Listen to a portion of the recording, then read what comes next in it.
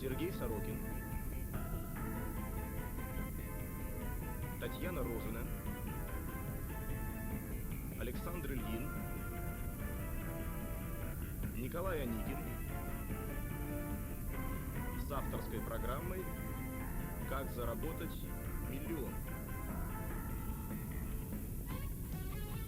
Сегодня каждый знает, как можно заработать миллион. Берешь товар подешевле и продаешь подороже. Коммерция называется. Но, предположим, вам неинтересно заниматься такой коммерцией. Надоело. Вот тут-то все и начинается. Значит, следующая информация для вас. Вы изобрели вечный двигатель. Нет, даже Томасу Эдисону, автору свыше 1000 изобретений, не удалось этого сделать. Но зато он изобрел фонограф, построил первую в мире электростанцию, усовершенствовал телеграф, телефон и многое другое. Ну хорошо, хорошо. Предположим, у меня есть идея. И на этом, пожалуй, можно сделать миллион.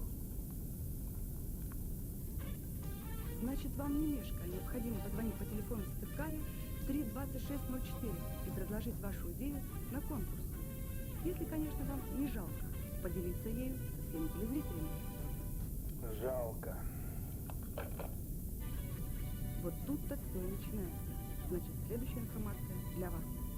Вы, не теряя ни одной минуты, идете в патентно-технический отдел Национальной библиотеки Республики Коми. И там вас встречает заведующий отделом Циля Израильевна Зильбер.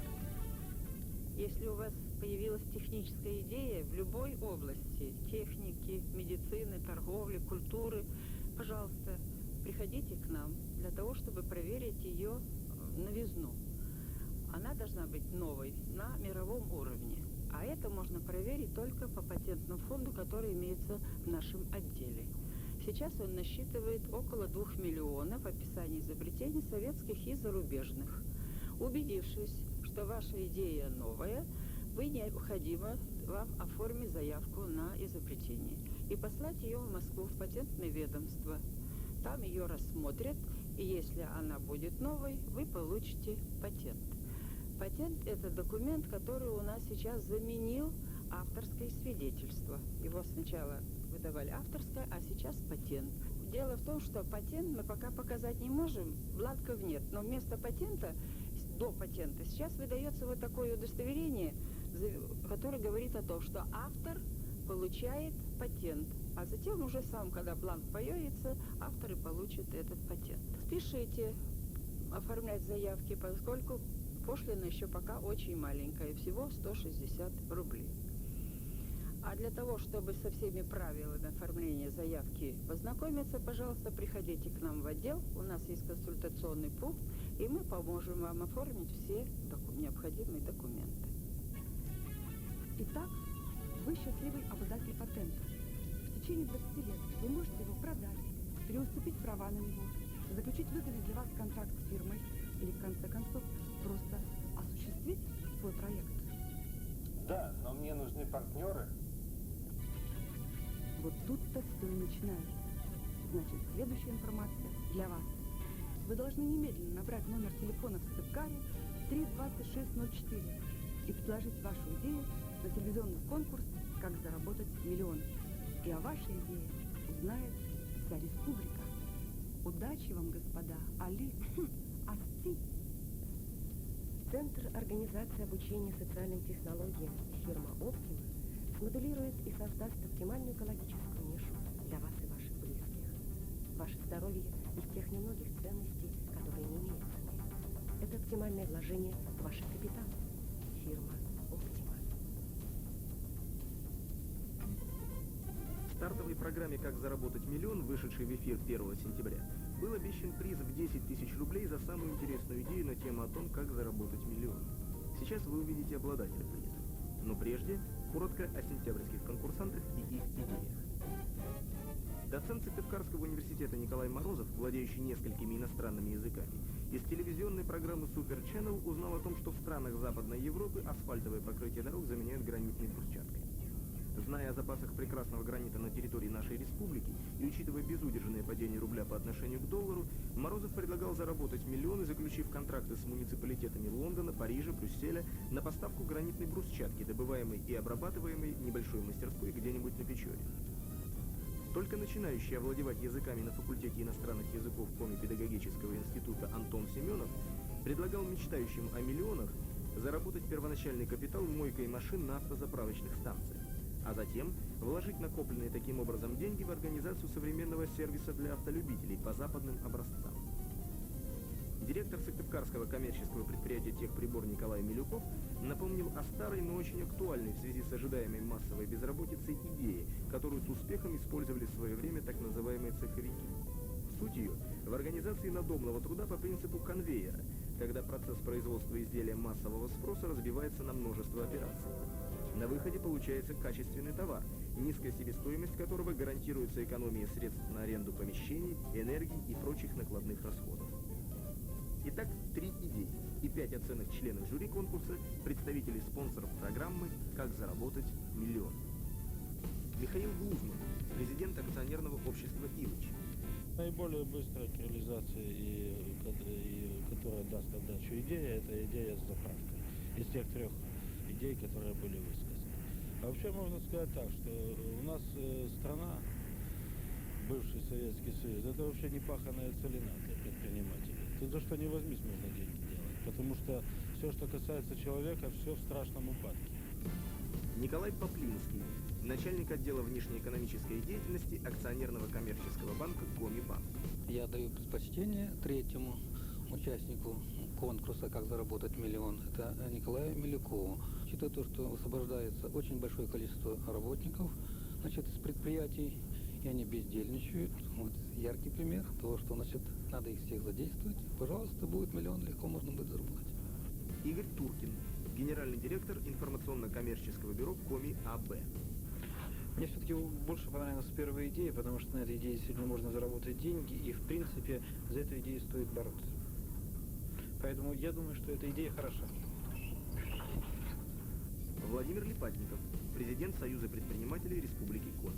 С точки зрения сегодняшнего дня, я бы все-таки отдал предпочтение идее, даже не идее, а предложению, точнее было бы так сказать, Семенову, поскольку в сегодняшних условиях самый быстрый способ заработать деньги все-таки это торговля.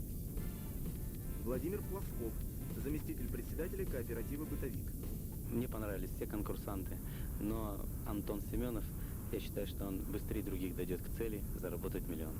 Антон, ты не догадываешься, почему мы к тебе сегодня домой пришли? Вообще догадываюсь. Ну и как? Ну, я же в конкурсе участвовал, и, вероятно, не просто так пришли. Ну да. Я хочу тебе сообщить, что ты стал победителем нашего конкурса телевизионного на лучшую идею «Как заработать миллион». И вот тебе твой приз. Спасибо.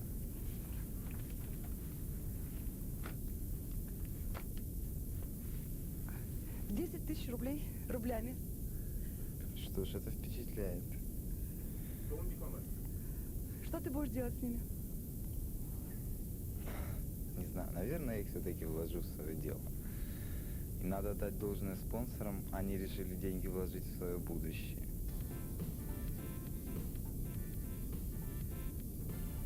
Антон Семенов, студент Коми Государственного педагогического института, первый победитель конкурса программы на лучшую идею «Как заработать миллион».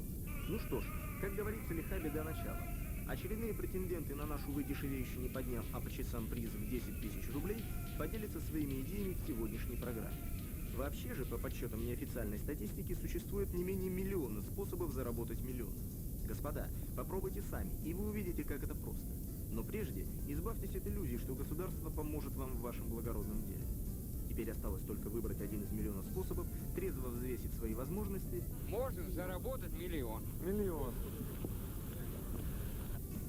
Ваши идеи по нашему телефону в Сыктывкаре 3 26 04. Акционерный коммерческий Коми-банк – один из крупнейших кредитно-финансовых институтов России. кроме банка, ваша защита от инфляции.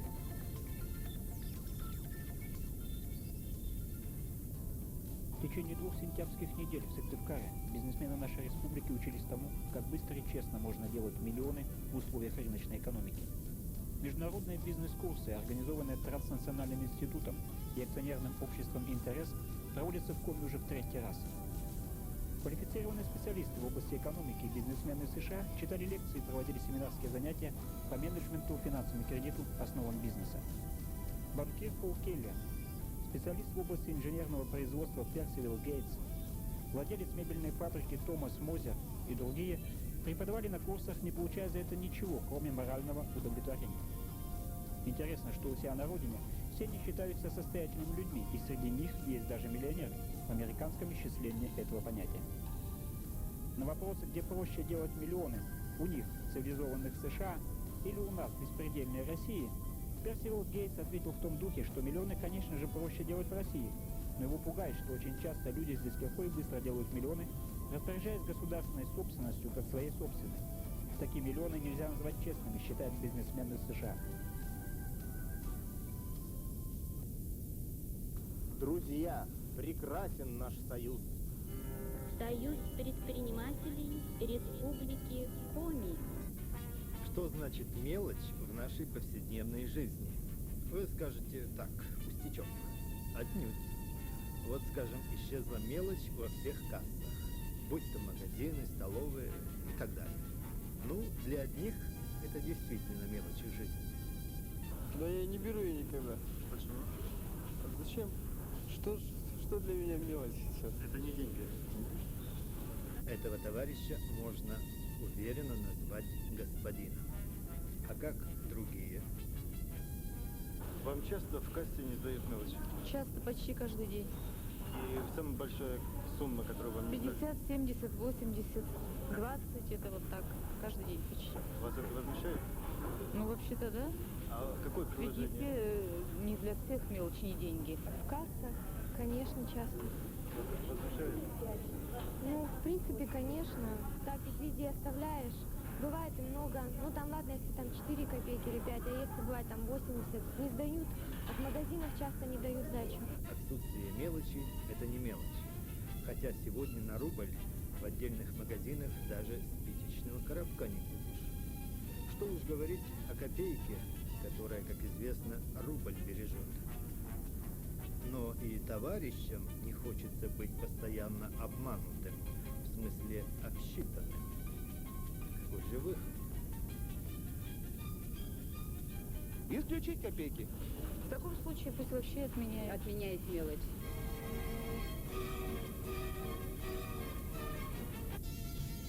Комисельхозбанк – ключ к вашему благосостоянию. Наш адрес – Сыктывкар, улица Ленина, 53. Телефон 223-23. Комисельхозбанк. Наш второй по счету конкурс идей «Как заработать миллион» совпал по времени с беспрецедентным падением национальной валюты. Миллион из реального воплощения богатства вот-вот станет просто символом множественности, а по числу миллионеров Россия скоро догонит Америку. Только стоящим идеям не грозит пересчет рублей в доллары. Идеи не подвластны инфляции. Независимая студия документальных видеофильмов «АСТИ» продолжает конкурс идей «Как заработать миллион». Яков Юдович, член-корреспондент Российской академии естественных наук, доктор геолого-минералогических наук, замредактора журнала «Народное хозяйство Республики Коми». Суть моего предложения в следующем. Вот у меня в руках вышедший первый номер нового журнала «Народное хозяйство Республики Коми», научно-технический журнал. Может быть, наши зрители знают, что презентация этого журнала проходила в мае в 3 городах республики и прошла с очень большим успехом. Но для того, чтобы здесь появились последующие цифры, кроме номера 1, нужно, чтобы у нас был постоянный спонсор. Ну, может показаться, что мы просто хотели бы иметь благотворительную помощь и больше ничего. На самом деле, если спонсор будет достаточно умен, он поймет, что это предложение сулит значительные выгоды. Потому что, как только мы будем выпускать очередную книжку журнала, Мы будем готовить краткий англоязычный дайджест в виде кратких рефератов исчерпывающих и продавать за валюту заинтересованным фирмам. А интерес к этому журналу проявили уже целый ряд фирм, которые действуют у нас в республике. И таким образом наши спонсоры могли бы иметь валютные поступления, в которых, насколько я сейчас знаю, нуждаются все бизнесмены. Если бы даже мы продавали вот один такой англоязычный дайджест каждой вот такой книжки, скажем, за $500, это было бы недорого по западным меркам. А $500 умножьте на 200, тоже солидные деньги.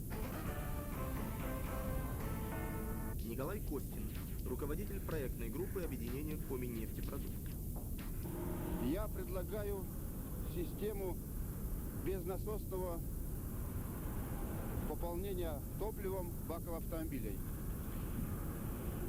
Каждый знает и видел, и даже играл в волейбол, футбол, может быть, и камеру футбольного волейбольного мяча.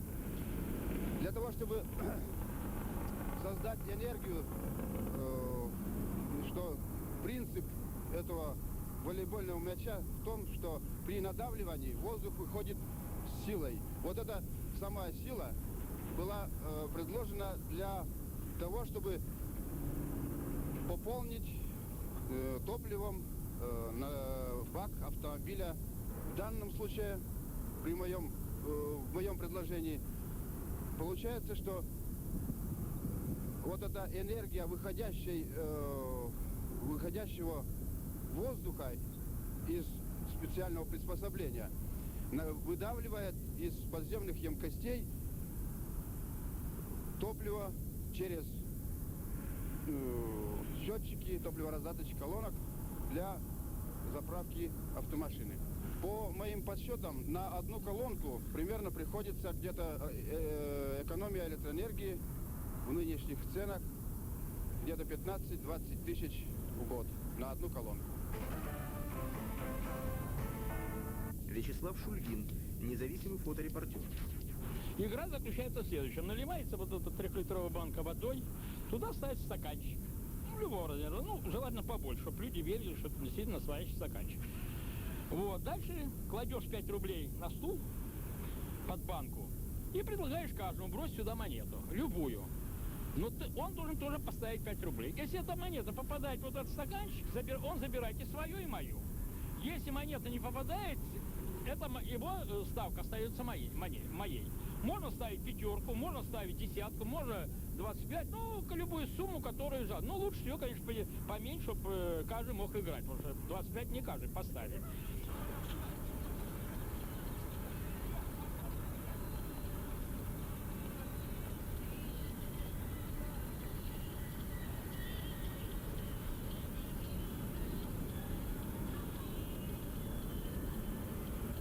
Смотри, прям валом валит. Давай я поставлю. Да, поставил. Еще раз, да? Да, еще раз. Еще раз объясни. Вот смотри, стоит банка с водой. Там стоит стакан. Там стоит стакан, так? Да. Я вот кладу свою пятерку. Я поставлю. И он ставит пятерку. Он бросает сейчас монету. Да. Он попадет, обои берет, да? Обои забирает. И ты же должен тоже кидать? Нет, я не должен кидать. Я игрок. Я какой? Значит, я вчера его так. Бросай как хочешь. Все, Вот попал, забирай пятерку. Забирай. Так, я ставлю еще. Кто еще хочет? Я поставлю еще пятерку от тебя. Вот она. Вот пятерка. Давай сюда. Подожди. Это мое. Отойдем здесь. И так полный баллон бедняк. Нет, не попал. Пятерка твоя. Да, я забираю пятерку. Я сейчас пятерку ставлю. Не попал. Я твою пятерку забираю. Да?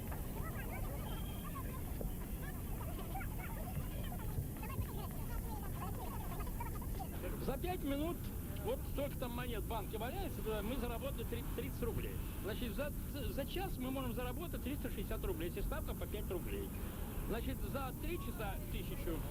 Но если в день работать 9 часов, значит, сами считайте, сколько можно. Если ставка 25. А если ставку сделать 25, как там уже предлагали, 25 и даже 50 давайте ставку, то сами посчитайте, сколько можно заработать. Ну, за летний сезон миллион заработать можно. С одной банки. Да, за летний сезон можно заработать, пожалуй, миллион вполне, даже если не больше. С одной банки. Да, и причем это игра с одной банки, это причем игра не азартная. Хочешь играй, хочешь не играй. Тут оба рискуют.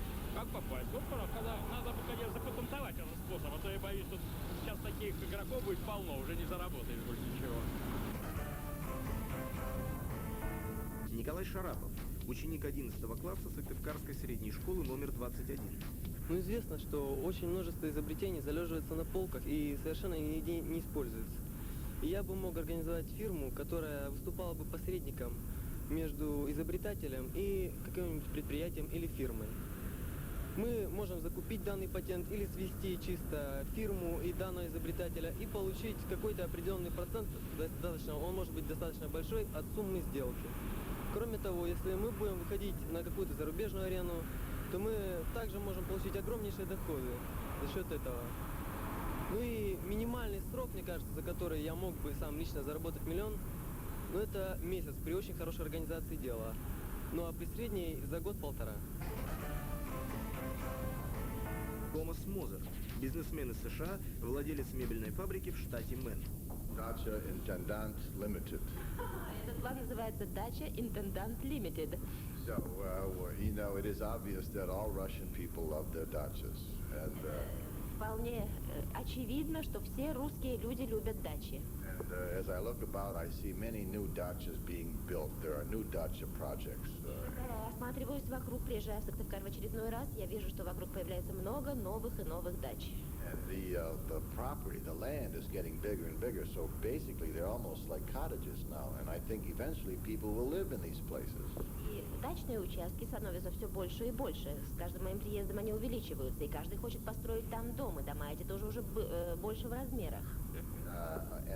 So most people who have small apartments, they don't have tools, they don't have equipment and machinery to build their dachas, to dig their wells, to improve their properties. И каждый, практически каждый, кто имеет дачу, он живет, естественно, он живет в квартире. Квартиры эти иногда небольшие, и вот они, имея большие участки, на которых не строят свои коттеджи дачные, они имеют все инструменты для того, чтобы построить дом, для того, чтобы выкопать колодец. Люди работают и увеличивают свое благосостояние, свою собственность. And most important, when their dachas are finished, they won't need to have these tools again because their job is done. И очень часто, когда строительные работы закончились, эти инструменты им больше не нужны, потому что они все построили. So we are going to bring 2 truckloads of tools over from America, saws and hammers and plows and special equipment for improving the dacha. And we're going to go from dacha community to dacha community, and we're going to lease, we're going to rent these tools out on an hourly or a daily basis. Oh, we'll make millions of millions. Поэтому мы решили, что мы привезем большой грузовик, нагруженный различными строительными инструментами, такими как пилы, молотки, лопаты. И мы будем переезжать от одного дачного общества к другому дачному обществу. И мы будем сдавать в аренду эти инструменты. Ими будут пользоваться, а мы будем получать деньги, мы заработаем миллионы. For example, I have just this morning figured out a new way to make $1 million. And that is to run our television program on how to make $1 million. That's the best way to make $1 million. Я всегда очень рад встретиться с новыми идеями. И вот одна из новых идей, которая только сегодня утром для меня оказалась действительно новой и подходящей, как сделать миллион у нас. И я знаю теперь ответ. Это нужно вести программу, которая так и называется, как заработать миллион. I want to know, have you made your first million yet? И поэтому я бы очень хотела знать, вы уже свой первый миллион заработали? Увы, к сожалению, нет, у нас так не получается. He hasn't done that yet. Yes, he's working on it. Yeah, he's working on it. В России есть такая поговорка «сапожник без сапог». Here in Russia we have a saying that a person who makes shoes is always barefoot. Как вы, надеемся, уже догадываетесь, победители сегодняшнего конкурса идей назовут члены жюри, представители фирм-спонсоров. В следующей программе «Как заработать миллион», которая выйдет в эфир ровно через месяц, 1 ноября. А мы, оставаясь приверженцами народного метода самотека, ждем от вас, уважаемые дамы и господа, новых оригинальных предложений. Ваши идеи по нашему телефону в Сыктывкаре 3 26 04. Вы хотите понимать английскую речь? О, да. Вы хотите говорить по-английски сами? О, yes. Well, вы имеете эту возможность. Всего 2 месяца, и вы будете понимать, о чем поет Пол Маккартни. Кооператив «Бытовик» гарантирует это. Информация по телефону в Сыктывкаре 3 85 98. Если где увидишь лучшие нивы в ближайших селениях у Усть-Сысоля и спросишь, кому они принадлежат, отвечают – Сухановым. Если где пасутся стада, стада надлежат Сухановым. Да и бывший на Печоре зырянский промысел в добывании точильного камня ныне надлежит Сухановым. Из дневных записок путешествия академика Ивана Лепехина. Итак, уссольские купцы Сухановы уж наверняка знали, как заработать миллион. Ну, надо полагать, если они были по тем временам миллионерами. Ну, смотрите сами, первый раз Сухановы встречаются нам в 1608 году, когда в Усть-Сысольске появляется Федор Бес, у которого было два сына, Калина и Давыд по прозвищу Сухан. От этого Сухана и пошло, собственно говоря, род Сухановых. Рассказывает этнограф Михаил Рогачев. Но уже во второй половине 17 века Сухановы – это уже известная фамилия, они занимают здесь государственные должности, они ведут активнейшую торговлю, они уже в конце 17 века на Ирбитской ярмарке торгуют, а в начале 18 века скупают меха и пушнину сразу на 1,5 с лишним тысячи рублей. По тем временам это деньги колоссальные, это несколько миллионов наших сегодня. В 1739 году их ограбили. Пришла какая-то бандитская шайка с Вычегды, осадила двор Сухановых и после осады сожгла его и разграбила. А Елисей Суханов подал матушке императрице Анне Иоанновне докладную записку, как мы сегодня назвали, с просьбой возместить убытки, подробно описав, что он и имел. Вот мы не знаем точно, где стояла Сухановская усадьба того времени, местных князьков. Ну, я предполагаю, что вот где-то вот здесь, вот, наверное, в этом районе, в старой части Усть-Сысольска.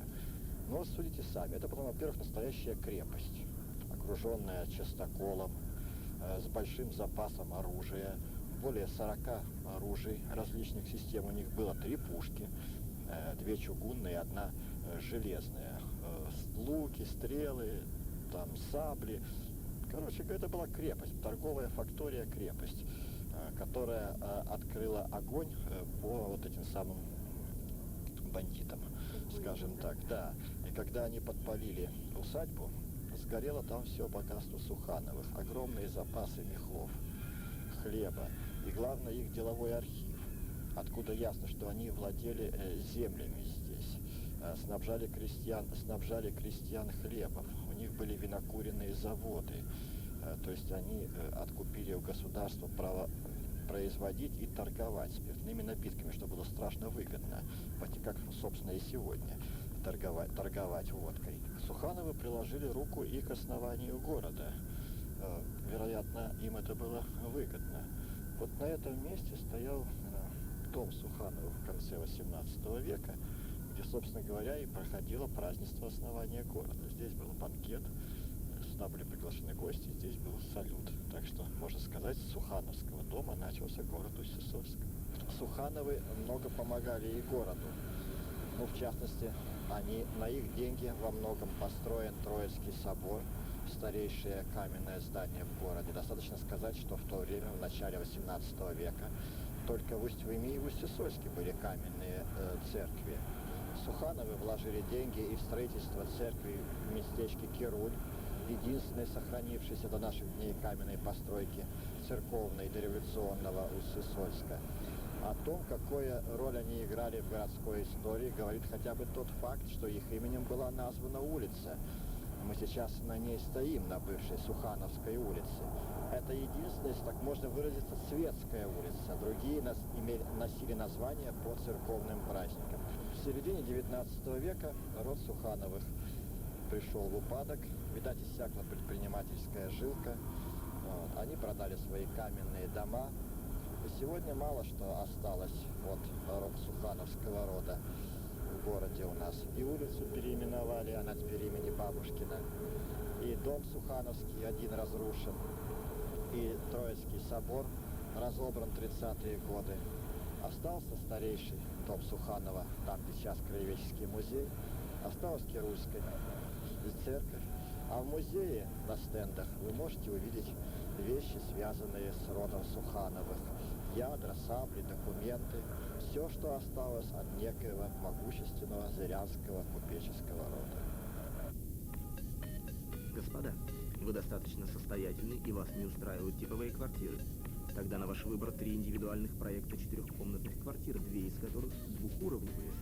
Проект жилого комплекса индивидуален и неповторим. Таких квартир только 12. Общая площадь каждой из них 100 квадратных метров. Фирма Optima Corporation Limited приглашает вас принять участие в закрытых торгах на право внесения доли в строительство суперквартиры в Сыктывкаре. Исчерпывающую информацию вы можете получить по адресу Сыктывкар, улица Ленина, 28 или по телефону 28998. Спешите, только в течение 20 дней со 2 по 21 октября вы можете заявить о своем участии в торгах. Спонсоры программы: акционерное общество «Илыч», Союз предпринимателей Республики Коми, Коми-банк, информационно-коммерческое бюро Коми АБ, кооператив «Бытовик». Информационно-коммерческое бюро Коми АБ – это установление перспективных внешнеэкономических контактов, юридические, аудиторские, консалтинговые и маркетинговые услуги по заявкам правительственных и предпринимательских структур республики. Коми АБ – это создание совместных предприятий с участием компаний и фирм из Дании, США, Голландии, Германии, Люксембурга и других стран. Коми АБ – партнер фармацевтической компании Merck Sharp и Dohme, входящей в десятку самых процветающих компаний мира. Коми АБ – это привлечение иностранных инвестиций в реализацию крупных проектов на территории Республики Коми. И напоминаем, вы смотрели авторскую программу Сергея Сорокина, Татьяны Рожиной, Александра Ильина, Николая Аникина «Как заработать миллион», над которой также работали Альберт Елков, Аркадий Андреев, Ольга Поздина, Владимир Рожин, Нина Елькина, Игорь Кличин, Светлана Глушкова, Валерий Черницкий.